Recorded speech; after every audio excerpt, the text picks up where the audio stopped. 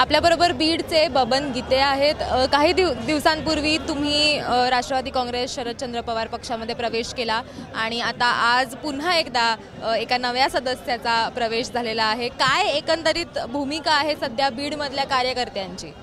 नक्कीच आदरणीय पवारसाहेबांना मानणारा हा जिल्हा आहे। बीड जिल्हा म्हणजे आदरणीय पवारसाहेबांचा बालेकिल्ला आहे। नक्कीच हे सिद्ध करण्याची वेळ आमच्या सगळ्या कार्यकर्त्यावर आहे। आजचा जो प्रवेश झाला आहे नक्कीच याच्यावर आपल्या लक्षात येत असेल की येणारा काळ हा आदरणीय पवारसाहेबांचाच असेल। बजरंग सोनवणेजींची जेव्हा मी बोलले तेव्हा त्यांचं असं म्हणणं होतं की बीडमधले जे कार्यकर्ते आहेत त्यांच्यामध्ये एक रोष आहे, एक थोडेसे ते आक्रमकही झालेले होते कारण त्यांना काम करता येत नाहीये अशी जी भूमिका आहे ती कार्यकर्त्यांकडून घेण्यात आलेली होती आणि म्हणून त्यांनी आज हा जो निर्णय आहे तो घेतलेला आहे। तर अशी परिस्थिती आहे का सध्या? नक्कीच आहे। आता माझ्यावरूनच उदाहरण घ्या, मी पंचायत समितीचा सभापती होतो, मला काम करू देत नव्हते आणि दोघांनी एकत्र मिळून माझ्यावर अविश्वास ठराव आणला। अविश्वास ठरावाने पोलीस माझ्या घरी पाठवून माझ्यावर 353 दाखल करून मला 4 महिने आतमध्ये बसवलं। त्याचा जिवंत उदाहरण मीच आहे। बाप्पांचाही तसाच विषय, सगळ्या कार्यकर्त्यांचा असाच विषय आहे। धनंजय मुंडे साहेब असतील किंवा अजितदादा असतील, दोघांचेही तुम्ही निकटवर्तीय होतात। साहेबही सोनवणे साहेबही त्यांचे निकटवर्तीय मानले जातात। त्यांच्याशी तुम्ही संपर्क साधला का? त्यांना तुमच्या अडचणी तुम्ही सांगितल्या होत्या? नक्कीच त्यांना माहीत होतं, मी त्यांना पाठिंबा दिलेला आहे आणि यापूर्वी मी कुठल्या पक्षामध्ये नव्हतो। माझी एक संघटना चालवत होतो, जनक्रांती सेना म्हणून, आणि या संघटनेच्या माध्यमातून मी संबंध जिल्ह्यामध्ये काम केलं होतं। आज मला सांगा की बीड जिल्ह्यात दुष्काळ सगळ्यात जास्त, महाराष्ट्रामध्ये दुष्काळ बीड जिल्ह्यामध्ये, सगळ्यात जास्त आत्महत्या बीड जिल्ह्यामध्ये होतात। याबाबत कुठल्याही नेत्याने कुठल्याही पद्धतीने काही काम केलं नाही। आदरणीय पवारसाहेबांनी त्यांना खूप मोठं केलं, विरोधी पक्षनेते पद दिलं, मंत्री केलं, तरीही त्यांना सोडून गेले।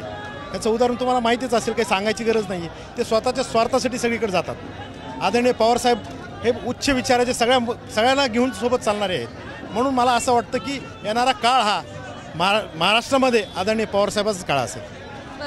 म्हणजे अजितदादांनी भाजप आणि शिवसेनेबरोबर जाण्याचा निर्णय घेतला, हा निर्णय कुठेतरी त्यांना महागात पडतोय असं चित्र आता आपल्याला दिसायला लागलंय का? कारण सुरुवातीच्या काळामध्ये अनेक नेते असतील, कार्यकर्ते असतील, हे त्यांच्याबरोबर गेले, मात्र आता निलेश लंके असतील किंवा सोनवणे साहेब असतील, अनेक नेते जे आहेत त्यांची पावलं आता पुन्हा एकदा शरद पवारांच्या पक्षाकडे वळताना आपल्याला दिसत आहेत। नक्कीच जेवढे काही नेते गेलेले आहेत हे मनापासून गेलेले नाही आहेत। आपल्याला माहिती आहे हे ईडी सरकार आहे, या ईडी सरकारच्या दबावामुळे हे सगळे नेते त्या ठिकाणी गेलेले आहेत। नक्कीच आता बजरंग बाप्पा आलेत, असे हळूहळू लंके साहेब आलेत, असे हळूहळू सगळेच कार्य नक्की येतील असं मला विश्वास आहे।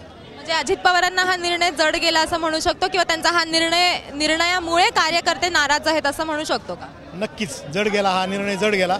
आता त्यांनी का निर्णय घेतला हे त्यांना माहीत असेल, आपण त्यांना विचारू शकता हे का निर्णय घेतला। बजरंग सोनवणे साहेबांना लोकसभेचं तिकीट मिळावं अशी इच्छा आहे का?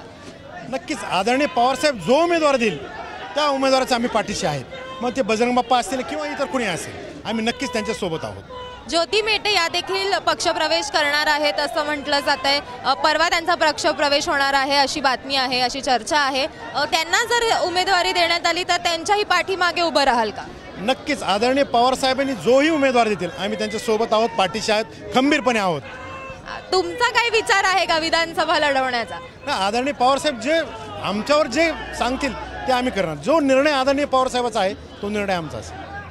त्यामुळे जो निर्णय पवार साहेबांचा असेल तो निर्णय आम्ही घेऊ अशी भूमिका जी आहे ती आत्ताच बबन गीते यांनी आपल्या समोर मांडलेली आहे आणि सोनवणे साहेबांच्या पाठीशी आम्ही उभे आहोत। जो उमेदवार लोकसभेसाठी दिला जाईल त्याच्या मागे आम्ही भक्कमपणे उभं राहू असंही त्यांनी सांगितलं आहे। कॅमेरामॅन विजय राऊतसह देवयानी अदलाबादकर, एबीपी माझा, पुणे। एबीपी माझा, उघडा डोळे बघा नीट।